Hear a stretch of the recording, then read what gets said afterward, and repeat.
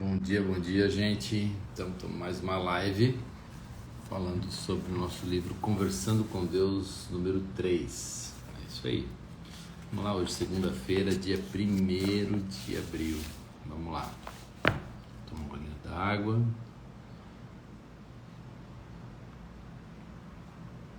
Bom dia, Dona Inês, bom dia, Norma. Vamos lá.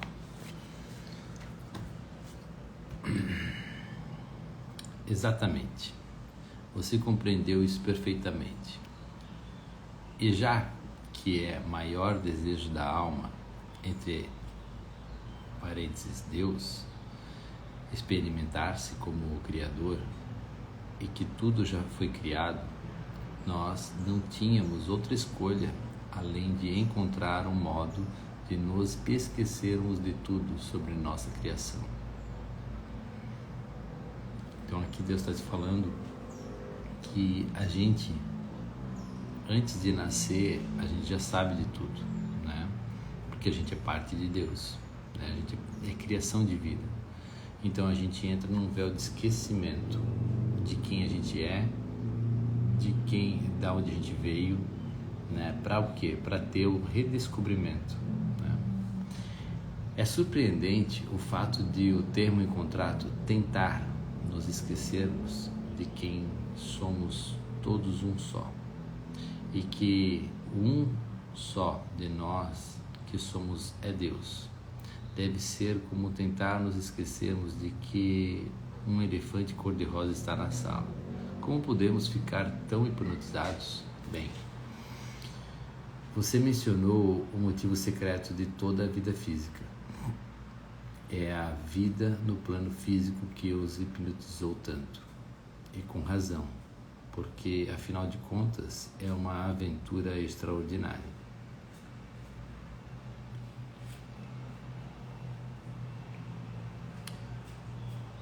O que nós usamos aqui para nos ajudar a esquecer é o que alguns de vocês chamariam de princípio do prazer. A natureza superior de todo prazer é o aspecto de prazer que o faz criar quem realmente é, em sua experiência, aqui e agora, e a recriar repetidamente quem é no próximo nível mais elevado de magnificência. Esse é o prazer máximo de Deus. A natureza inferior de todo prazer é a parte do prazer que o faz se esquecer de quem realmente é. Não condene a natureza inferior, porque sem ela não poderia experimentar a superior. Então aqui ele está falando que a gente sempre tende a condenar, né? Sempre fala assim, isso é inferior, ou isso é superior. Só vai ter o superior porque tem o inferior, né? Só vai ter o alto porque tem o baixo. Então são esses princípios que a gente tem que observar, que a gente entra nos princípios herméticos, né? Tudo que está no grande está no pequeno, tudo que está acima está abaixo. Então quando a gente consegue ter esse nível de maturidade e desapego, né, do prazer, a gente começa a entender um pouco mais a essência de Deus na sua criação máxima. É quase como se os prazeres da carne, a princípio, nos fizessem esquecer de quem somos e depois se tornasse um caminho para a lembrança de quem somos. Isso mesmo. E o uso do prazer como um caminho para a lembrança de quem você é conseguido colocando-se em um nível mais elevado, através do corpo, a energia básica de toda a vida. Essa é a energia que vocês às vezes chamam de energia, entre aspas, sexual, e é colocada em um nível mais elevado na coluna inferior de seu ser, até atingir a área que vocês chamam de terceiro olho. Essa é a área logo abaixo da testa, entre os olhos e ligeiramente acima deles, quando você coloca a energia em um nível mais elevado e faz passar por todo o seu corpo. É como um orgasmo interior. Como se faz isso? Então, trazer energia, gente, de baixo para cima até chegar no chakra do terceiro olho aqui, ó, no sexto chakra, tá? Como faz isso? Você pensa nela subindo. Quero dizer literalmente, pensa nela subindo. O caminho interior do que vocês chamam de chakras. Quando a energia vital é repetidamente colocada em um nível mais elevado, você adquire um gosto por essa experiência, da mesma forma que alguém adquire o gosto pelo sexo. A experiência da energia sendo colocada em um nível mais elevado é muito sublime. Logo se torna a experiência mais desejada. Você nunca perde totalmente seu gosto pela energia em um nível menos elevado, pelas paixões básicas, e nem deveria tentar perdê-lo, porque o que é mais elevado não pode existir sem o que é menos elevado em sua experiência. Como eu salientei muitas vezes, quando você chega ao nível mais elevado, deve ir para um nível menos elevado, para experimentar novamente o prazer de ir para o nível mais elevado. Esse é o ritmo sagrado de toda a vida. Você faz isso não só movendo a energia dentro do seu corpo, mas também movendo-a ao redor da energia maior dentro do corpo de Deus. Vocês encarnam como formas inferiores, depois evoluem para estados de consciência superiores. Estão simplesmente colocando a energia em um nível mais elevado no corpo de Deus. Vocês são essa energia, e quando chegam ao estado superior, experimentam-na plenamente e depois decidem o que querem experimentar a seguir e onde, na esfera da relatividade, desejam ir para experimentá-lo. Vocês podem desejar experimentar-se novamente, se tornando seus eus. Essa é, de fato, uma experiência grandiosa, e então podem começar tudo de novo na roda cósmica.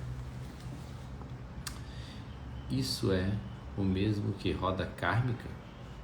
Não, não existe uma roda kármica, não do modo que a imaginaram. Muitos de vocês a imaginaram como uma roda de moinho que gira exaustivamente como uma forma de reparar erros passados, tentando não cometer novos. É o que alguns chamam de roda kármica. Isso não é muito diferente de algumas de suas teologias ocidentais, porque nos dois modelos vocês são vistos como pecadores indignos, tentando se purificar para atingir o próximo nível espiritual. Por outro lado, eu chamo de roda cósmica a experiência que descrevi aqui, porque nela não existe indignidade, expiação de pecados, punição ou purificação. A roda cósmica simplesmente descreve a realidade máxima, ou o que vocês poderiam chamar de cosmologia do universo. É o ciclo da vida, ou o que às vezes chamam de o processo. É uma metáfora que descreve a natureza sem início e sem fim das coisas. O caminho que sempre leva a tudo, que a alma percorre alegremente por toda a eternidade. É o ritmo sagrado da vida, no qual você move a energia de Deus. Puxa vida, nunca ninguém me explicou essas coisas de uma forma tão simples. Acho que nunca entendi isso tão claramente. Bem, a clareza é o que você queria experimentar. Era o objetivo deste diálogo. Portanto, estou feliz por tê-la conseguido. Na verdade, não há um lugar menos ou mais elevado na roda cósmica. Como poderia haver? É uma roda, não uma escada. Essa foi uma ótima comparação. Você entendeu isso muito bem. Então, não condene o que você chama de instintos inferiores básicos, animais do homem, mas bendiga-os, honrando-os como o caminho através do qual você pode voltar para casa. Isso livraria muitas pessoas da culpa que sentem em relação ao sexo. Foi por esse motivo que eu disse: brinquem, brinquem, brinquem com o sexo e com toda a vida. Misturem o que chamam de sagrado com sacrilégio, porque enquanto virem seus altares como os últimos lugares para o amor e seus quartos como os últimos lugares para a adoração, não verão coisa alguma. Vocês acham que o sexo é separado de Deus? Eu lhe digo que estou em seus quartos todas as noites. Por isso, vão em frente. Misturem o que chamam de profanos e profundo. De profano e profundo. Para poderem ver que não há diferença entre ambos e os experimentarem como um só. Então, quando continuarem a evoluir, não se verão renunciando ao sexo, mas simplesmente apreciando em um nível superior, porque toda a vida é sexy, toda a vida é sinergia energética excelente. Troca de energia sinergética. Toda a vida é uma troca de energia sinergética. Se vocês entenderem isso em relação ao sexo, o entenderão em relação a tudo na vida, até mesmo ao fim da vida, o que chamam de morte. No momento de sua morte, não se verão renunciando à vida, mas apenas apreciando-a em um nível mais elevado. Quando vocês finalmente perceberem que não há separação no mundo de Deus, isto é, nada que não é Deus, finalmente rejeitarão essa invenção do homem que chamaram de Satanás. Se Satanás existe como todos os pensamentos que vocês já tiveram de separação de mim. Vocês não podem se separar de mim, porque eu sou tudo que existe. Os homens inventaram o demônio para levar as pessoas a fazer o que eles queriam, sob a ameaça de separação de Deus. A condenação ao fogo eterno do inferno era a melhor tática para assustar. Mas agora vocês não precisam mais sentir medo disso.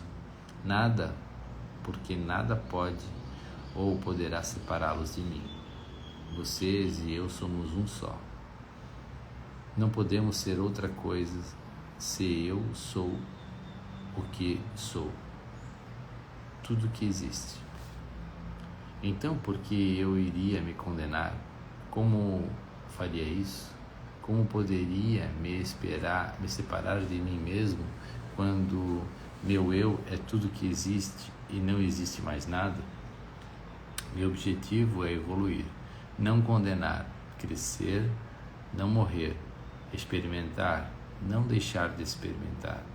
Meu objetivo é ser, não parar de ser. E eu não tenho como separá-lo de vocês ou de qualquer outra coisa. O inferno é simplesmente o desconhecimento disso. A salvação é saber e compreender isso totalmente. Agora vocês estão salvos. Não precisam mais se preocupar com o que lhes acontecerá depois da morte. Olha só que profundo esse capítulo 2, gente. Esse capítulo 2 ele vem falando do que, como foi criado, né, o Satanás, o demônio, o inferno, né, nada mais é do que a separação que foi criado quando saiu do matriarcado para o patriarcado. Né? Antes era tudo dominado pelas mulheres, todos os cargos de poder, né, todas as instituições eram governadas pelas mulheres. E os homens, né, eles eram mais para fazer esforços físicos e a procriação, o sexo, né? Agora a gente está saindo no patriarcado, eu vejo, para um equilíbrio novamente entre o matriarcado e o patriarcado, né? Muitas mulheres hoje ocupando vários cargos de poder, né? E tendo um equilíbrio até na questão de remuneração, de direitos, né? Então eu vejo que a gente está tendo um equilíbrio nessa esfera já. E isso vem a nos lembrar de que a gente já está salvo, a gente já é salvo. Por que a gente já é salvo? Porque é impossível a gente não estar em Deus, a gente não estar com Deus, né? Então toda forma de aversão a isso é chamado que Satanás, de demônio, de inferno, que é o que? A separação disso. É a separação. E quem cria essa separação é o ego. O ego que quis se diferenciar, se separar para ter a experiência da criação, né? Então, assim, isso vem muito né, em choque com muitas religiões, muito em choque. A gente estava agora passando pela Páscoa, né, que Jesus né, nos salvou através da crucificação. O que ele fez? Ele se entregou. E por que ele se entregou? Porque ele sabia, ele tinha total certeza que não existe a separação. Tanto é que ele fala: Pai, eles não sabem o que fazem, né? O que é não saber o que fazem? A questão é o grau de maturidade que a gente tem. Quando a gente tem a maturidade, tem o entendimento, a gente deixa de fazer certas coisas e passa a fazer outras, né?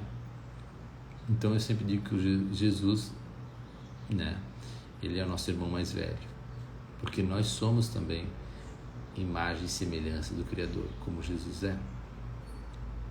Só ele tem o que? Esse despertar.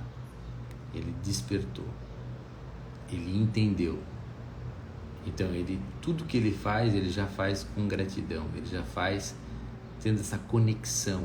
Não há mais dúvida, ele não tem dúvida de quem ele é, que ele é Deus na Terra. A gente tem dúvida, a gente acha que só Jesus, só Buda, só Krishna, né, é Deus na Terra, né? Isso, quando a gente fala para um religioso, isso choca muito, porque é toda uma construção, né? Os familiares, a sociedade. Por isso que quando tu vai estudar um pouquinho mais e tu vai para um campo das experiências, tu começa a observar a vida como ela é, tu começa a pensar, e tu entra num nível de coerência. Se tu for pela coerência, tu vai chegar nesse pensamento. Se for num nível de coerência, vai chegar nesse pensamento. E o que é fé? Fé é coerência? Não, Djalma, fé, claro que não é coerência. Claro que é coerência. É a máxima coerência que você pode ter. Porque fé é o quê? É você acreditar e já agradecer aquilo que você ainda não experimentou.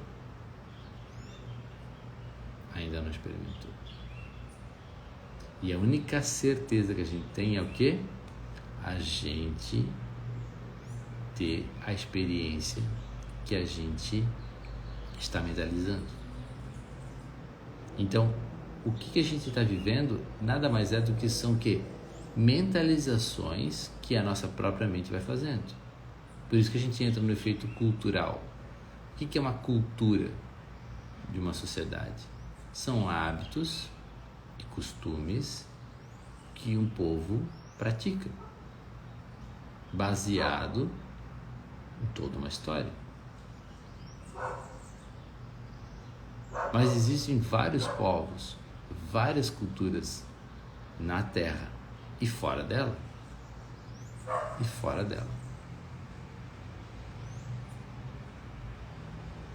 Né? Então, isso é uma coisa que eu estou trazendo para vocês pensar, para vocês levar isso, né? Pensar assim, poxa, eu já sou salvo.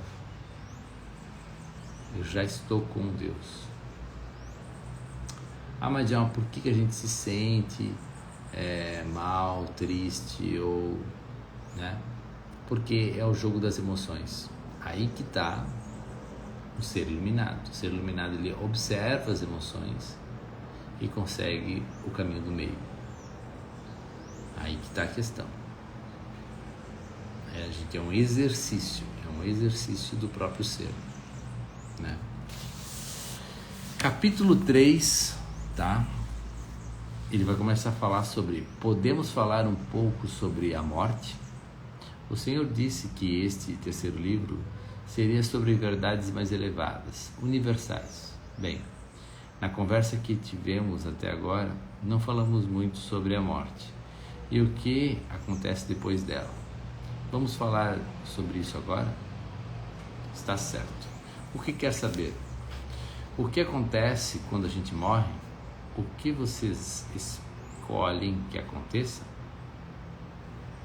Ele fala, o que vocês escolhem que aconteça?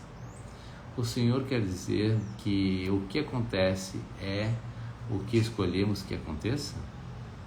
Você acha que só porque morreram param de criar?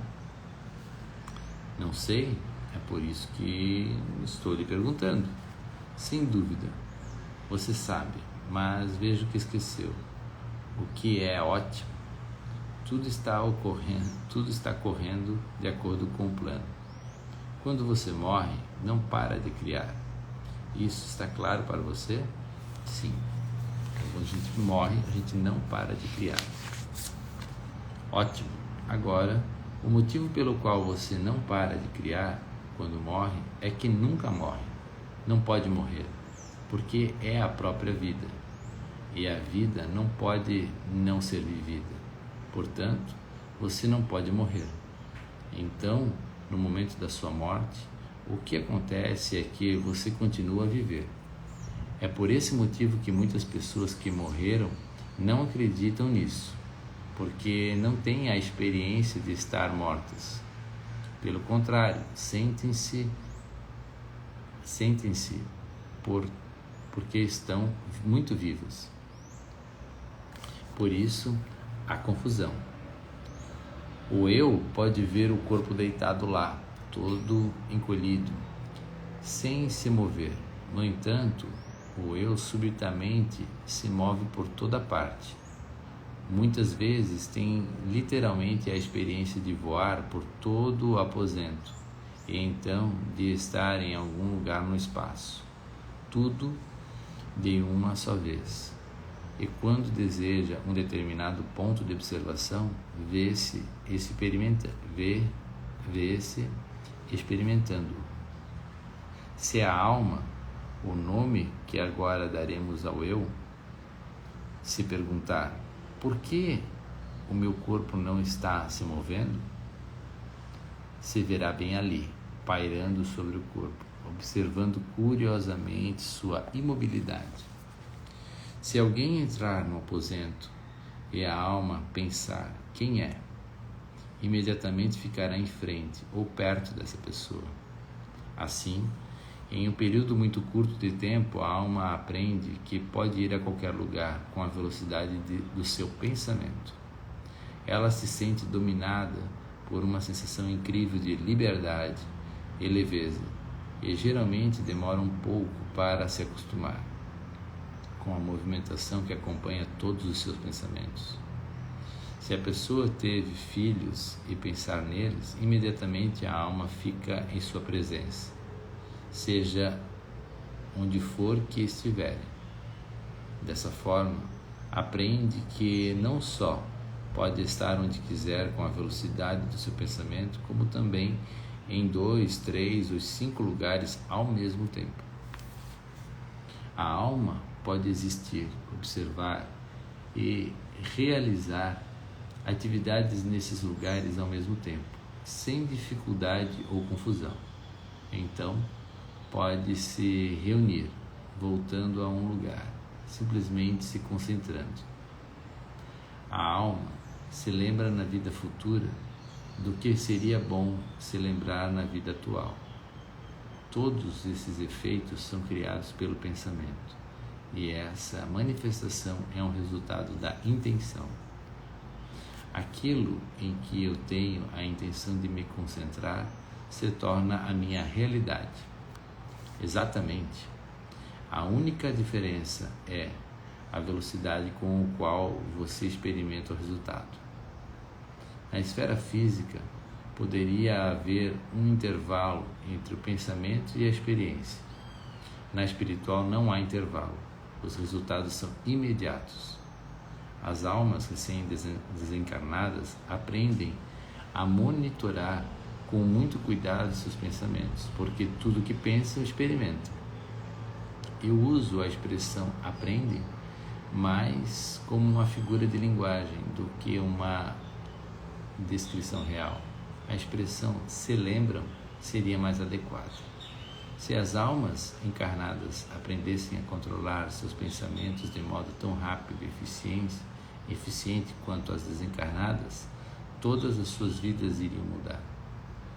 Na criação da realidade individual, o controle do pensamento, ou o que alguns poderiam chamar de oração, é tudo. Oração. O controle do pensamento é a forma mais elevada de oração. Não habita na negatividade e na escuridão, e até mesmo nos momentos em que as coisas parecem ir mal, só veja perfeição, só expresse gratidão e só imagine qual manifestação de perfeição escolherá a seguir. Nessa fórmula é encontrada a tranquilidade. Nesse processo é encontrada a paz. Nessa consciência é encontrada a alegria. Isso é extraordinário. Essa é uma ótima informação. Obrigado por dá-la através de mim. Obrigado por me permitir fazer isso. Algumas vezes você está mais desobstruído do que em outras. Em alguns momentos está mais aberto, como uma peneira que acabou de ser lavada, cujos orifícios estão mais abertos. Esse é um bom modo de dizer isso. Eu faço o melhor que posso. Então, para recapitular, as almas recém-desencarnadas aprendem a monitorar com muito cuidado seus pensamentos, porque tudo o que pensam, experimentam. Eu repito que ocorre o mesmo com as almas ainda encarnadas, exceto que os resultados, em geral, não são tão imediatos.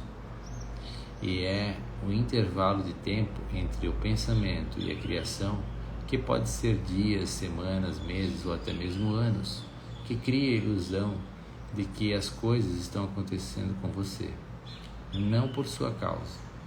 Essa é uma ilusão que o faz esquecer de que é a causa do que está acontecendo.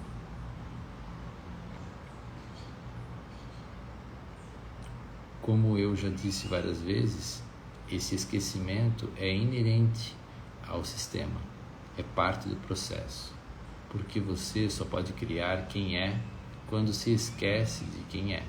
Por esse motivo, a ilusão que causa o esquecimento é um efeito criado propositalmente. Então, quando você deixa seu corpo, fica muito surpreso ao constatar a ligação imediata e óbvia entre seus pensamentos e suas criações. No início, essa constatação será um choque e depois uma surpresa muito agradável, quando você começar a se lembrar de que é a causa, não o efeito da criação de sua experiência. Por que há um intervalo tão grande entre o pensamento e a criação antes de morrermos? esse intervalo não existe depois que morremos? Porque vocês operam com a ilusão do tempo. Não há um intervalo entre o pensamento e a criação fora do corpo, porque vocês também estão fora do parâmetro do tempo. Em outras palavras, como o Senhor já disse tantas vezes, o tempo não existe. Não como vocês o compreendem. O fenômeno do tempo é realmente uma função da perspectiva, porque o tempo existe quando nossas almas estão encarnadas. Vocês o fizeram existir adotando a sua perspectiva atual. Usam-na como uma ferramenta com a qual podem explorar e examinar suas experiências mais plenamente, separando-as em partes individuais e em vez de considerá-la uma ocorrência única. A vida é uma coisa única no cosmos que está ocorrendo agora. Toda ela está ocorrendo em toda parte. Não há outro tempo além do agora. Não há outro lugar além do aqui. Aqui e o agora é tudo que existe.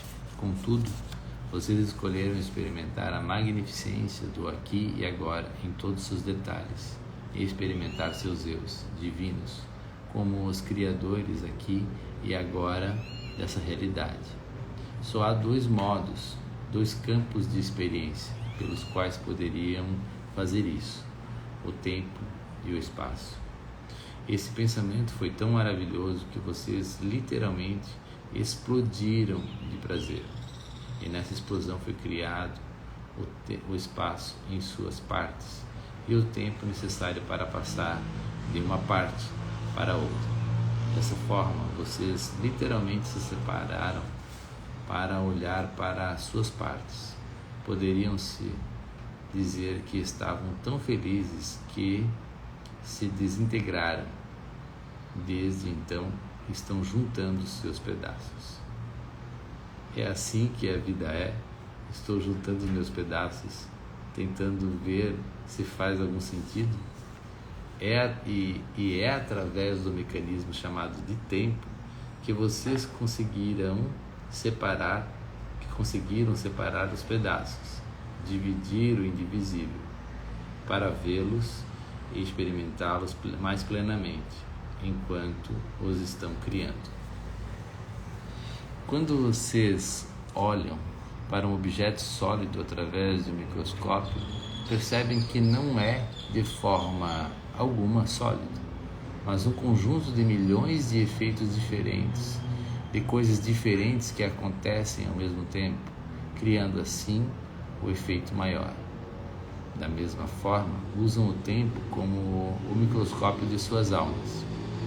Pense sobre a parábola da pedra. Era uma vez uma pedra, cheia de inúmeros átomos, prótons, nêutrons e partículas subatômicas de matéria. Essas partículas sempre se movimentavam rapidamente, cada uma delas indo daqui para lá, elevando tempo para fazer isso, mas fazendo-a tão rápido que a própria pedra não parecia estar se movendo, apenas era uma pedra. Ficava absorvendo a água da chuva e secando ao sol e sem se mover. O que é isso dentro de mim, esse movimento? Perguntou-se. E você respondeu uma voz distante. Eu, disse a pedra. Isso é impossível. Eu não estou me movendo. Qualquer um pode ver isso. Sim, de longe, concordou a voz. Daqui você parece sólida, mas imóvel. Mas quando eu me aproximo, quando observo atentamente o que está acontecendo, vejo que tudo que você é está se movendo. Está se movendo em uma velocidade incrível através do tempo e do espaço, em um padrão particular que a cria como o que é chamado de pedra e, portanto, você é mágica. Está ao mesmo tempo se movendo e imóvel. Mas qual é a ilusão?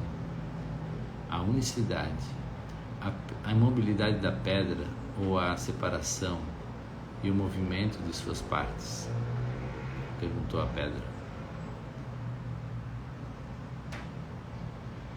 Ao que a voz respondeu: qual é a ilusão?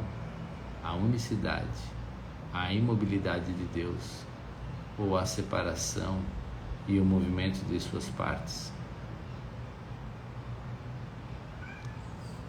E eu lhe digo que sobre essa pedra construirei minha igreja, porque essa é a pedra dos tempos, é a verdade eterna que não deixa uma só pedra sem ser virada. Eu lhe expliquei tudo isso aqui, nessa parábola. Isso é a cosmologia. A vida é uma série de pequenos movimentos rápidos. Esses movimentos não afetam de forma alguma a imobilidade e a existência de tudo que existe.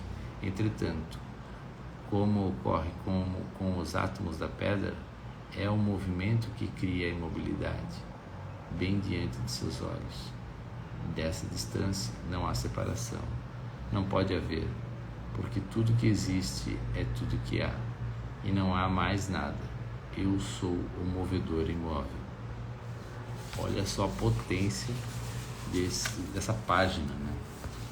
Aqui ele fala da parábola da pedra, né? Tudo está se movendo, tudo, né? Hoje a ciência, a minha filha estava falando: pai, eu acredito muito na ciência, né? Por quê? Porque ela vê coerência, ela vê uma explicação, e a gente clama por essa explicação, por essa coerência, por esse entendimento, né? Então tudo que a gente não entende, tudo que a gente não tem um entendimento, a gente coloca de lado, né? Então, gente, aqui hoje a ideia, né, é a gente ter uma visão mais através da cosmologia, né? Da perspectiva limitada da qual vocês veem tudo que existe, veem-se como separados e afastados, não como um único ser imóvel, mas muitos seres constantemente em movimento. Ambas as observações são certas, ambas as realidades são reais. E quando eu morrer, não morrerei de forma alguma, mas simplesmente passarei a ter consciência do macrosomos, onde não há tempo ou espaço, presente e futuro, antes e depois. Exatamente, você entendeu isso muito bem. Deixe-me ver se consigo repeti-lo para o senhor, se posso descrever. Vá em frente.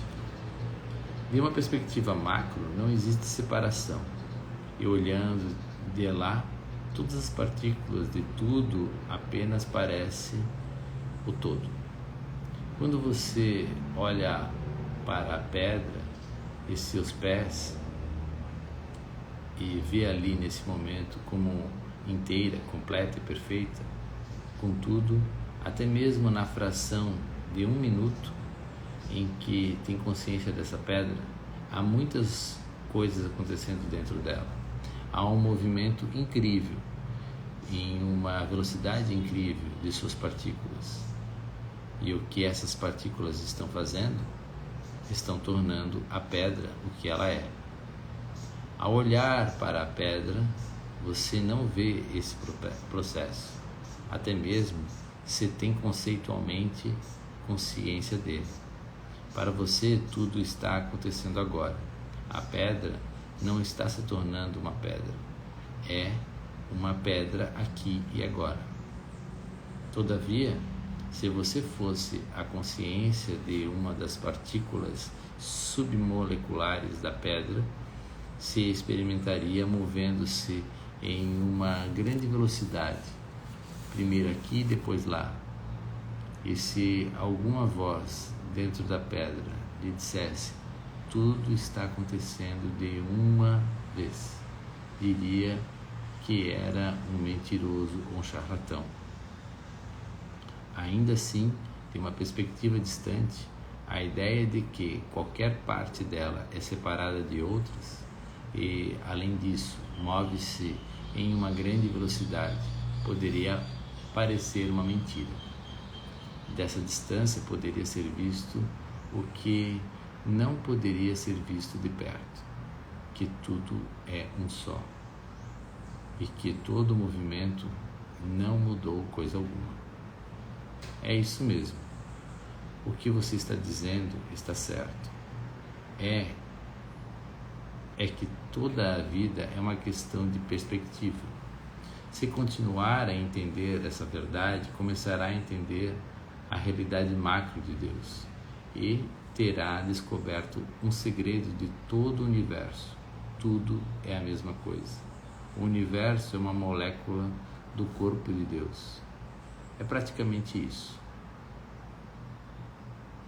E é para a realidade macro que retornamos para a consciência quando realizarmos o ato chamado de morrer?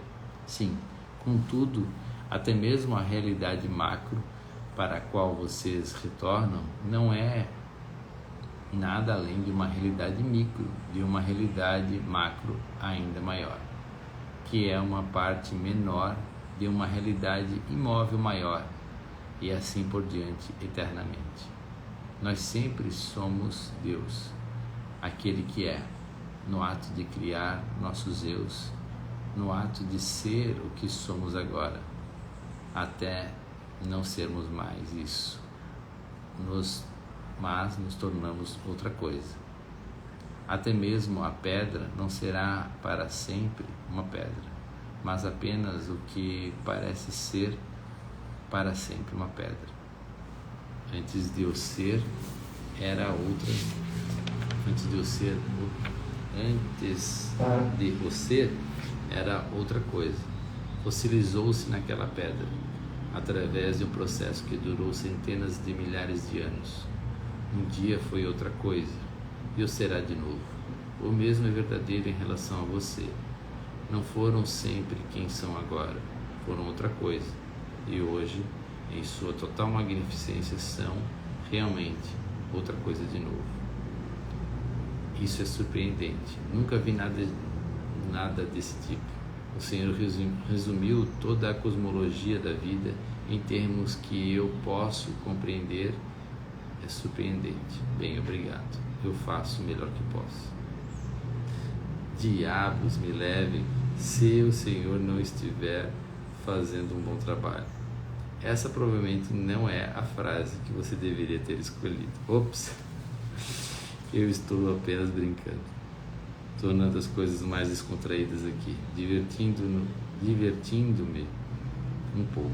Na verdade, não posso ser ofendido, porém, seus colegas humanos frequentemente se permitem ser ofendidos em meu nome.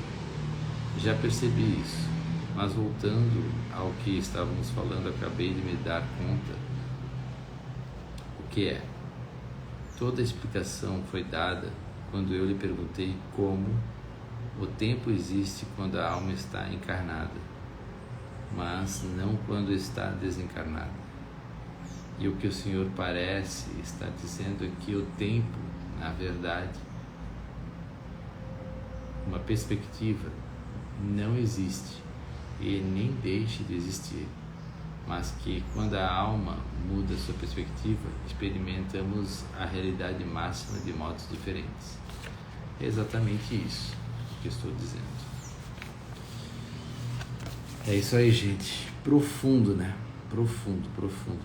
O Senhor estava explicando que no macrosomos a alma tem consciência da relação direta entre o pensamento e a criação, entre as ideias das pessoas e suas experiências. Gente, vou ficando por aqui, tá? 6h55, página 87. Verdades profundas aí. Profundas. O macro está dentro do micro, como o micro está dentro do macro. Ai, ai. Gratidão, gratidão, gratidão. E amanhã a gente tá de volta com mais verdades incríveis.